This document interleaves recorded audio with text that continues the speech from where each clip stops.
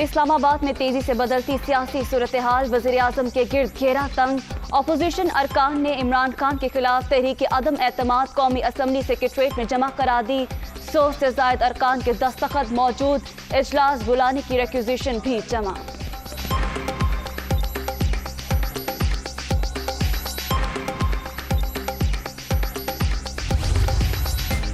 कल फैसला किया, आज तहरीक जमा करा दी। तमाम पार्टियों ने अपने मेंबरान से दस्तखत लिए। 1 करोड़ नौकरियां झांसा, 50 लाख घर धोखा। इमरान खान की गुफ्तगू नुमाइशी है, 172 से ज्यादा वोट लेंगे। शहबाज शरीफ, मौलाना फजलुर रहमान और आसिफ जरदारी की मुश्तरका प्रेस कॉन्फ्रेंस।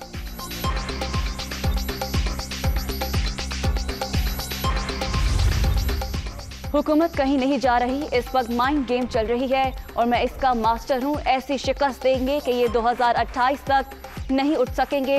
खुश हो कि ये इनकी आखिरी वारदात होगी। वज़ीर-ए-आज़म इमरान खान की सहाफ़ियों से गुफ्तगू। बुज़दार आसान टारगेट है, वज़ारत आला के उम्मीदवार को बुरा लगता है।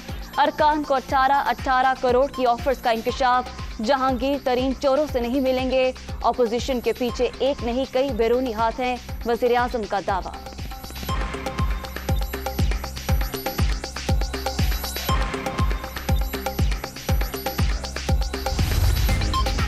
उस्मान बुज़दार किसी सूरत कबूल नहीं, मानस बुज़दार पर ही बात आगे बढ़ेगी।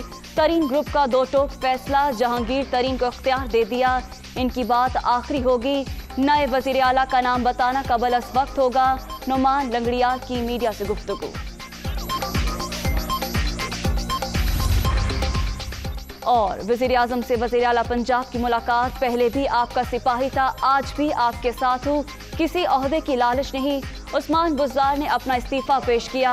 इमरान खान ने पेशकश रद्द कर दी, काम जारी रखने की हिदायत।